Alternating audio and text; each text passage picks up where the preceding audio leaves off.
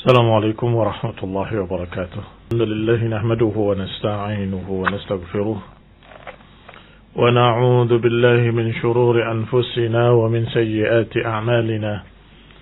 من يهده الله فلا مضل له ومن يضلل فلا هادي له.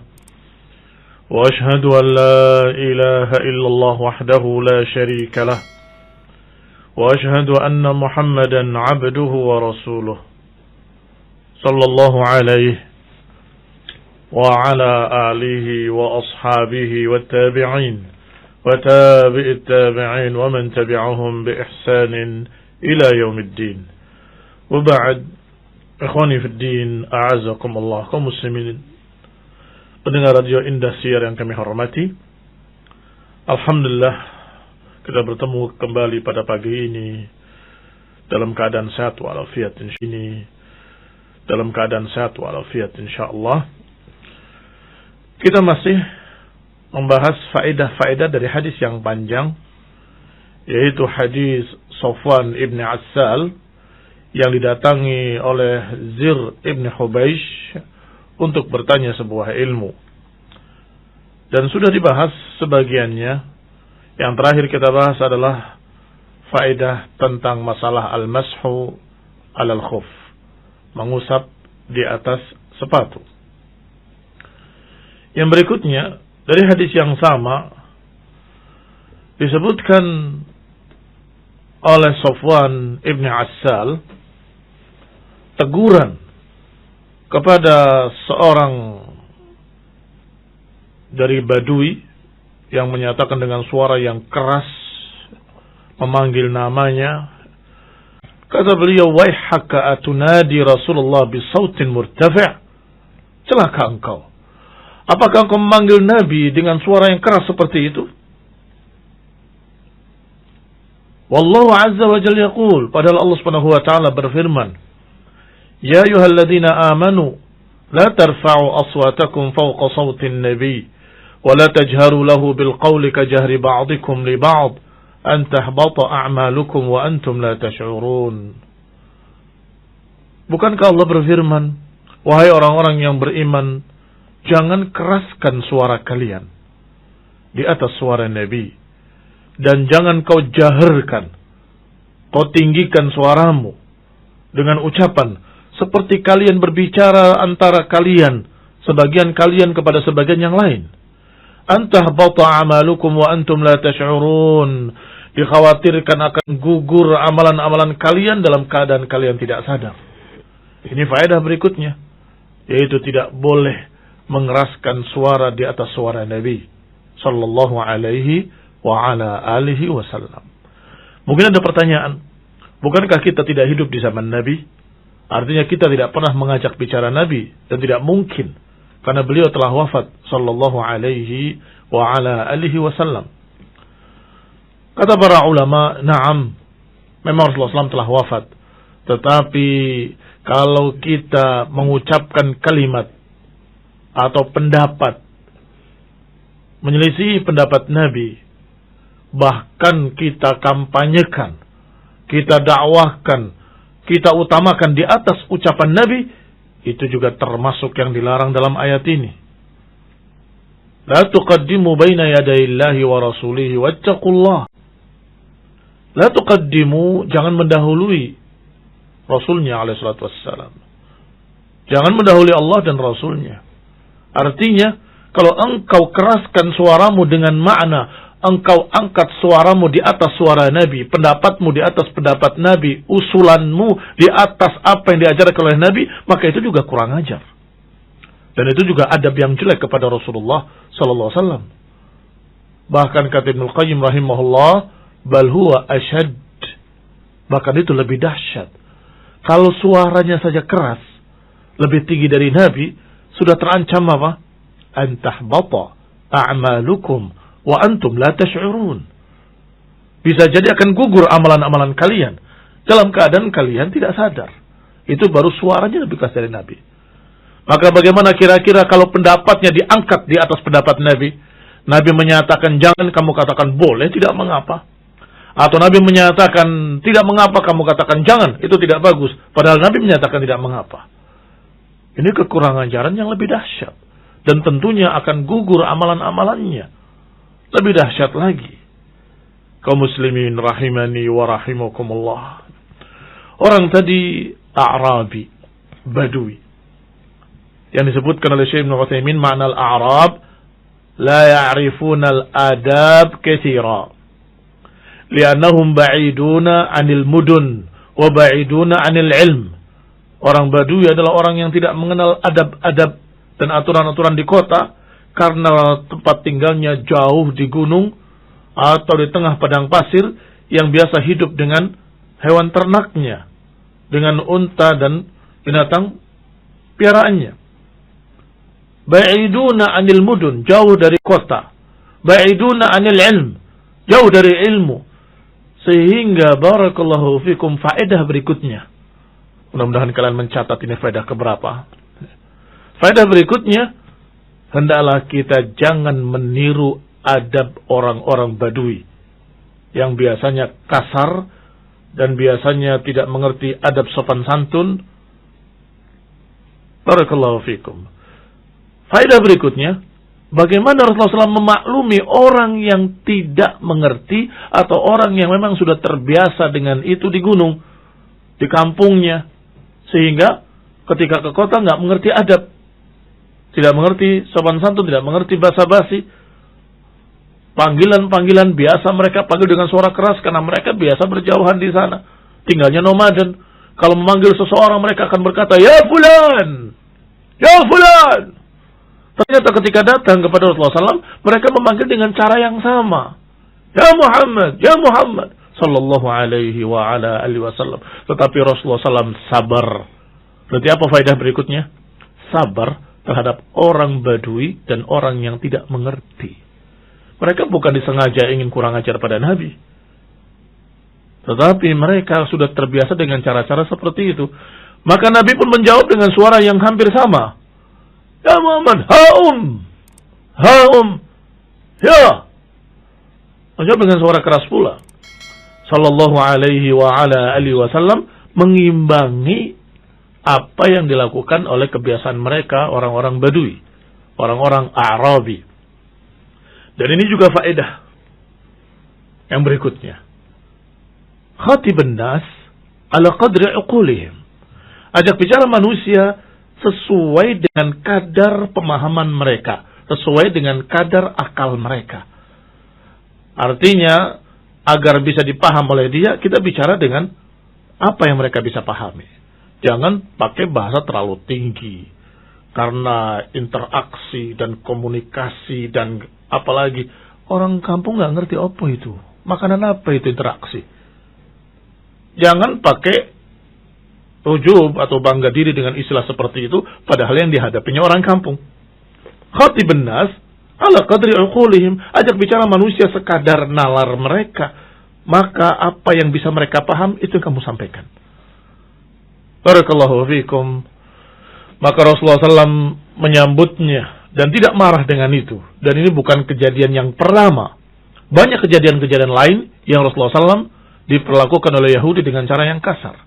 Ada yang menarik jubahnya sehingga leher beliau memerah karena kasarnya jubah tadi ditarik oleh Badui. Kemudian mengatakan, "Berikan apa yang Allah titipkan pada kamu dari harta sedekah. Aku orang miskin." Lihat ucapannya dan lihat caranya. Para sahabat marah. Ini kurang ajar orang ini. Kata Nabi, biarkan dia. Ta'al, marilah. Apa yang kamu minta? Aku minta makanan. Aku minta pakaian. Nih, makanan. Nih, pakaian. Apa lagi? Kurang. Rasulullah tambah lagi. Kurang. Rasulullah tambah lagi. Dan ditanya lagi. Kurang? Diam orang tadi. Dan berkata, "Sungguh demi Allah, aku tidak pernah menemui orang yang lebih baik dari kamu. Kamu orang yang paling baik yang saya temui." Dia dakwahkan ke kaumnya, "Aku melihat orang yang paling baik selama aku hidup. Aku gak pernah menemui orang sebaik dia." Subhanallah. Hikmahnya, mereka langsung mendakwahkan Islam ini kepada kampungnya, kepada kaumnya.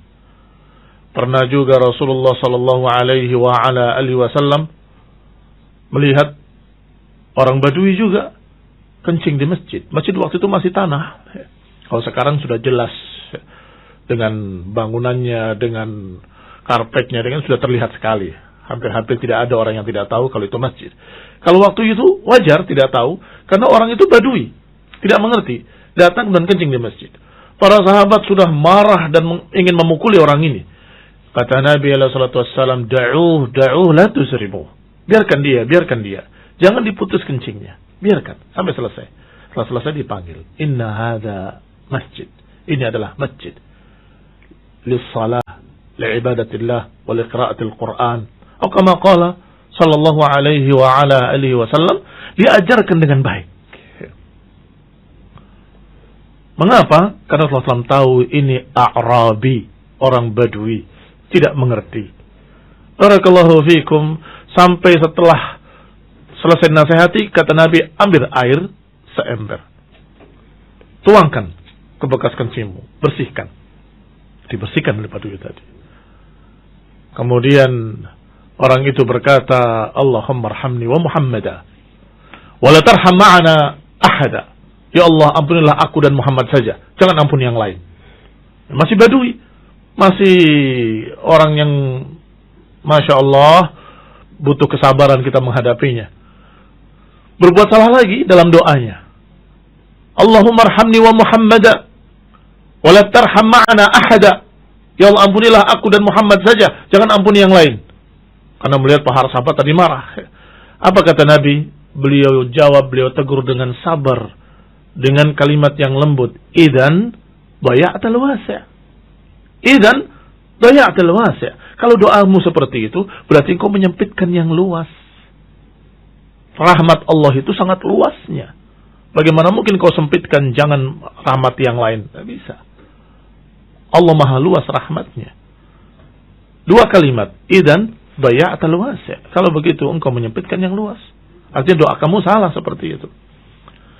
Sampai ketika faquha, ketika Badui ini, A'rab ini sudah mulai faqih, sudah mulai berilmu, dia berkata, sungguh demi Allah, aku tidak pernah mendapati seorang guru yang lebih baik dari Rasulullah SAW. Ini sangat baik dalam mengajarkan ilmu. Ikhwan ibn a'azakumullah, demikianlah kesabaran beliau kepada A'rabi. Dan ini faedah buat kita semua. Hendaklah sabar menghadapi orang-orang yang tidak mengerti, orang yang tidak paham, orang yang belum paham ilmu. Harap maklum karena mereka belum paham. Barakallahu fiikum. Yang berikutnya adalah faedah tentang al-mar'u ma'aman ahab. Seseorang bersama siapa yang dicintainya. Sampai di sini saja. Jazakumullahu khairan wa sallallahu Muhammadin wa ala alihi wa ashabihi wa sallama tasliman katsira. Baik kaum muslimin, demikian tadi penyampaian nasihat ataupun kajian Islam yang disampaikan oleh Al-Ustaz Muhammad bin Marsawid Hafizahullah Ta'ala. Dan sekarang kita akan menuju ruang tanya jawab. Dan sebelumnya kami mohon maaf apabila ada sesuatu yang kurang nyaman. Nanti kita akan kembali mengikuti ruang tanya jawab yang bisa Anda sampaikan di 0853 1625 kali kemudian 6. Baik, pertanyaan yang pertama. Bismillah. Assalamualaikum warahmatullahi wabarakatuh. Afwan, izin bertanya Ustaz, terkait kerusakan otak. Jika seseorang qadarullah memiliki gangguan kejiwaan, apakah boleh dia berobat ke psikolog atau psikiater yang notabene mengambil dari ilmu barat? Bagaimana jika hanya melakukan pengobatan dengan berdasarkan Al-Quran dan Sunnah yang merupakan ilmu kejiwaan terbaik, seperti bekam, madu, kismis, ruqyah, Al-Quran, zikrullah, thalabul ilmi atau taubat nasuha? Bagaimana ya Ustaz? Jazakallahu khairan. Kalau perkara yang kedua, berobat berdasarkan Al-Quran dan Sunnah, nggak perlu ditanyakan. Itu jelas sesuatu yang dianjurkan. Tetapi yang pertama tadi perlu pembahasan sedikit. Bahwa mereka, para psikiater dan sejenisnya, adalah orang-orang yang mempelajari ilmu kejiwaan dalam artian kesehatan jiwa. Dan biasanya mereka dengan komunikasi, dengan pertanyaan-pertanyaan, dengan motivasi-motivasi dan seterusnya. Dan itu perkara yang pada asalnya mubah. Kecuali kalau bertentangan dengan Quran dan Sunnah. Kalau dikatakan engkau hendaklah sering bertemu dengan manusia, interaksi agar bisa kembali jiwamu begini. Itu nggak ada larangan kan? Kecuali kalau disuruh untuk kamu semedi di gua ini, semedi di gua itu, dari itu bukan psikiater, itu dukun namanya. Atau ada perkara-perkara yang bertentangan dengan Quran dan Sunnah dalam bentuk lain, maka itu adalah sesuatu yang dilarang.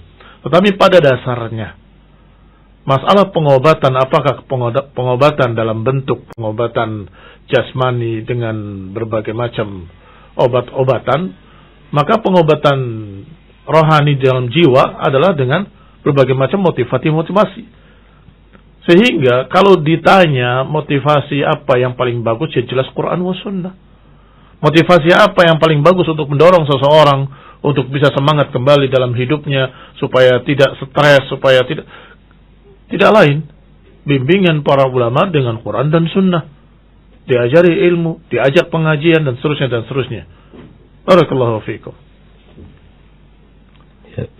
Berikutnya, Assalamualaikum warahmatullahi wabarakatuh. Saya mau tanya, apakah doa pagi asbahna dan seterusnya, dan juga apakah makna ala dini Muhammad dan apakah makna milati Ibrahim? Adakah perbedaannya? Jazakallahu khairan. Nah, asbahna ala fitratul Islam wa kalimatul ikhlas wa ala dini nabiyina Muhammadin sallallahu alaihi wa ala alihi wasallam wa ala millati abina Ibrahim hanifan muslima. Ini adalah sunnah zikir pagi yang diajarkan oleh Rasulullah sallallahu alaihi wa ala alihi wasallam. Adapun maknanya, kami masuk ke dalam pagi dalam keadaan fitrah, di atas keislaman, di atas kalimatul ikhlas la ilaha illallah, dan di atas agama Nabi Muhammad sallallahu alaihi wa ala alihi wasallam, dan di dalam millah abina Ibrahim. Apa bedanya din dengan millah? Kata para ulama bahwa millah itu lebih besar dari din. Maka kalau kita bikin diagramnya, maka millah itu lingkaran besar, sedangkan din di dalamnya lingkaran kecil. Di sana ada lingkaran kecil dini Nabi Muhammad SAW, ada lingkaran kecil dini Isa ibn Maryam, dini Musa alaihissalam dan lainnya, yang merupakan turunan Nabi Ibrahim alaihissalam. Sedangkan Ibrahim adalah bapak tauhid, yang dikatakan hanif karena cenderung kepada Allah dan menjauh dari yang lain, dan itu adalah kalimatul ikhlas, kalimat la ilaha illallah yang diajarkan oleh Ibrahim alaihissalam.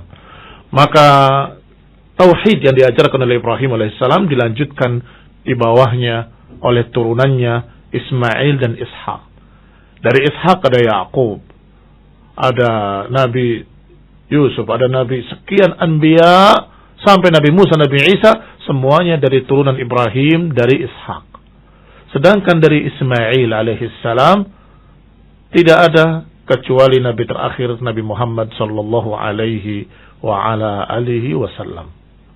Baik, berarti mereka semua di dalam millah abuhum Ibrahim, di dalam millah yang diajarkan oleh Ibrahim, yaitu tauhid. Agama Nabi Musa agama tauhid, agama Nabi Isa agama tauhid, agama Nabi Muhammad SAW agama tauhid. Semuanya di dalam millah Ibrahim alaihissalam. Sebagaimana disebutkan dalam ayat, wa ja'alaha kalimatan baqiyatan fi aqibih. Allah jadikan kalimat Ibrahim itu sebagai kalimat yang kekal, terjaga selalu pada seluruh turunannya dari para anbiya setelahnya. Apa kalimat yang dimaksud? Itu kalimat Ibrahim alaihissalam, bahwa tidak ada yang aku sembah kecuali engkau, tidak ada yang aku ibadahi kecuali engkau ya Allah. Faja'alaha kalimatan baqiyatan fi aqibih. Allah jadikan kalimat Ibrahim tadi, kalimat tauhid, sebagai kalimat yang kekal di belakangnya. Inilah yang dikatakan millah. Maka agama Nabi Muhammad SAW masih di dalam agama tauhid yang diajarkan oleh Ibrahim alaihissalam. Wallahu ta'ala a'lam. Berikutnya izin bertanya, bagaimanakah cara kita agar terhindar dari fitnah hidup dan fitnah mati? Naam, barakallahu fikum, pertanyaan yang berat. Tetapi mungkin kalau secara teorinya mudah dikatakan. Ketika prakteknya kita perlu usaha yang sungguh-sungguh dan doa kepada Allah Ta'ala. Yang pertama, agar kita terhindar dari fitnah hidup dan fitnah kematian adalah doa sebelum salam setelah tasyahud. Allahumma inni a'udzubika min adzabi jahannam wa min adzabil qabri wa min fitnatil mahya wal mamati wa min syarri fitnatil masiihid dajjal. Ya Allah, lindungilah aku dari adab neraka dan adab kubur, dan lindungilah aku dari jeleknya fitnah hidup dan jeleknya fitnah kematian. Doa itu jangan lepas. Dan doa harus diiringi usaha. Usahanya adalah hendaklah engkau berpegang dengan sesuatu agar tidak terhempas oleh fitnah yang bagaikan gelombang dalam kehidupan. Jadi kalau kita umpamakan fitnah-fitnah itu seperti gelombang, yang selamat adalah yang berpegang dengan sesuatu agar tidak terhempas oleh gelombang tersebut.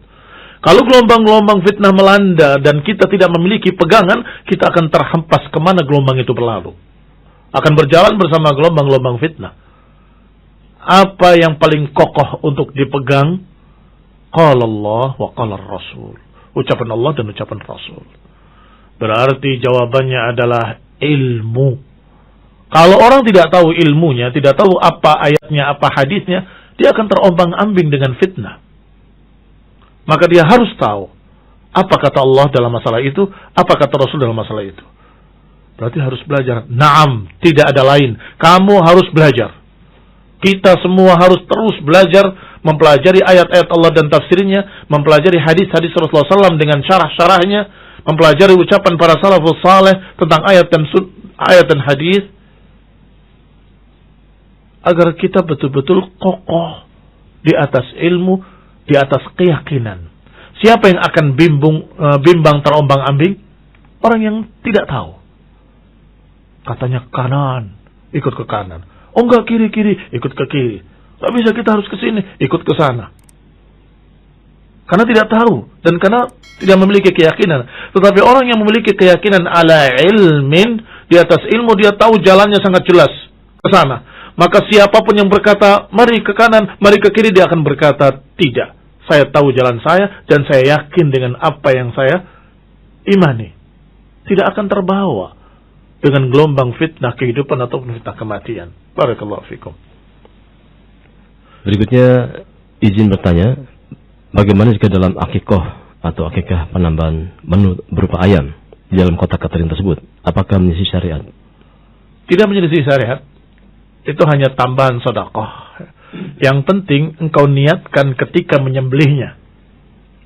Jadi akikah itu adalah menyembelih 1 ekor kambing untuk anak perempuan dan 2 ekor kambing untuk anak laki-laki. Itu akikah. Selebihnya hanya sedekah. Nasinya, daun bawangnya, atau apalagi acarnya, itu semua sedekah. Karena yang namanya akikah adalah ketika menyembelih hewan tadi dengan niat bahwa ini untuk akikah anak saya, maka itulah akikah. Selebihnya hanya kebaikan kalian, kebaikan kita kepada kaum muslimin, kepada ikhwah ahli sunnah, kepada saudara-saudara kita, pada famili, untuk bagi-bagikan daging tadi kepada mereka, atau membagi sekalian dengan berbagai macam makanan-makanan, silahkan. Tapi itu bukan akikah. Yang namanya akikah adalah menyembelih hewan kurban dengan niat itu sebagai akikah anaknya.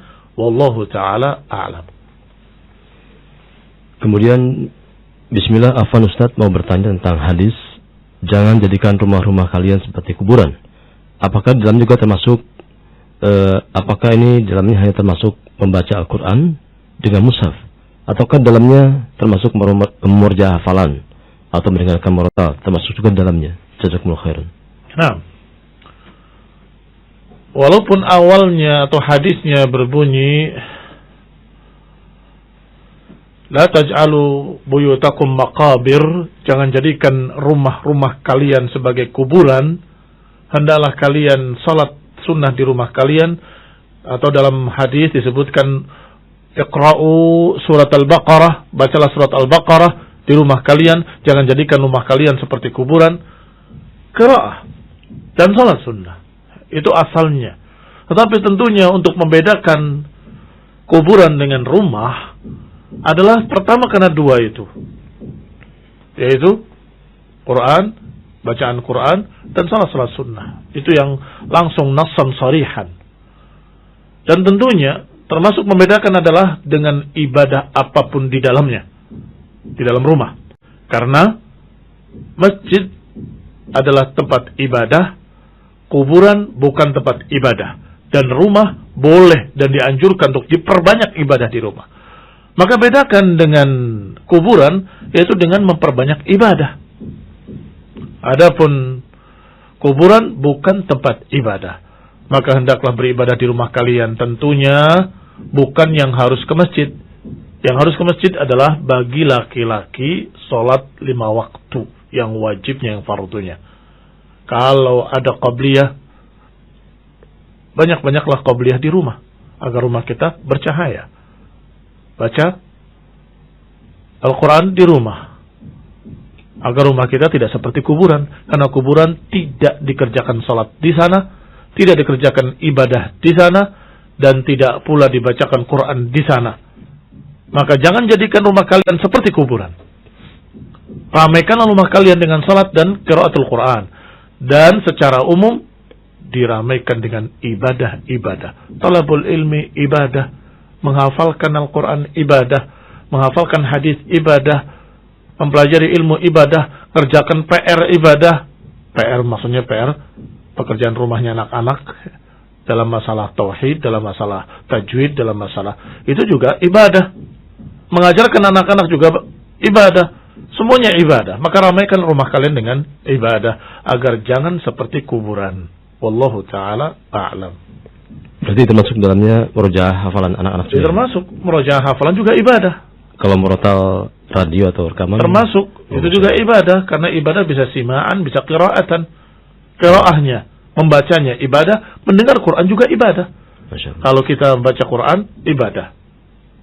Kita mungkin sudah berapa juz baca, mungkin agak jenuh, ditutup, tapi masih pengen dengarkan.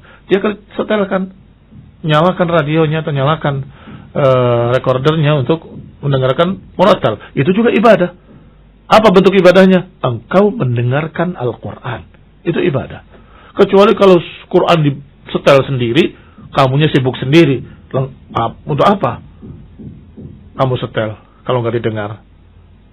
Lalu supaya dapat pahala. Tape recordernya dapat pahala, radionya dapat pahala. Kamu imam membaca atau mendengar, itu ibadah kita. Ibadah dengan membaca Quran atau ibadah dengan mendengarkan Al-Quran, dua-duanya ibadah. Walhamdulillah.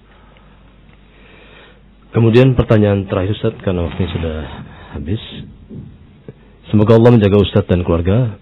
Mau bertanya Ustaz, bagaimanakah adab Islam dalam membantah atau menasihati saudaranya yang menyimpang dalam jalan Islam, yang lurus dalamnya ini? Jazakallahu khairan. Barakallahu fikum. Bantahlah saudara kita kaum muslimin dengan ilmu, bukan dengan sumpah serapah, bukan dengan caci maki, bukan dengan ucapan-ucapan yang jelek, tapi sampaikan ilmu. Itu adalah perkara yang salah, karena yang benar adalah apa yang dikatakan oleh Nabi SAW, begini. Dengan bahasa yang baik. Mudah-mudahan lebih mudah untuk diterima. Tetapi kalau kita dengan cara yang kasar atau dengan bahasa-bahasa yang menyakitkan hati, khawatir malah tidak diterima. Bukan karena ayat dan hadis yang tidak diterima, tetapi karena gaya bahasa kita yang ditolak, atau gaya bahasa kita yang menyakiti hati mereka, hanya mereka malah menjauh. Yassiru wa la tu'assiru, basyiru wa la tunaffiru. Mudah-mudahkanlah, jangan membuat susah, jangan membuat berat. Berikan kabar gembira, jangan membuat orang lari. Wallahu ta'ala a'lam. Baik Ustaz, jazakallahu khair atas nasihat dan juga jawaban Ustaz. Semoga memberikan manfaat bagi kita semuanya. Dan kaum muslimin dimanapun Anda berada, usai sudah acara ini, dan mohon maaf bagi Anda yang belum terbacakan pertanyaan Anda. Semoga bisa dipertanyakan lagi atau bisa dibacakan lagi pada keesokan hari insyaallah. Dan akhir kalam kami undur diri dari Anda, dan mohon maaf atas salah dan kurangnya. Wassallallahu ala Muhammadin walhamdulillahirabbil alamin. Subhanakallahumma bihamdika asyhadu an la ilaha illa anta astaghfiruka wa atubu ilaik. Wassalamualaikum warahmatullahi wabarakatuh.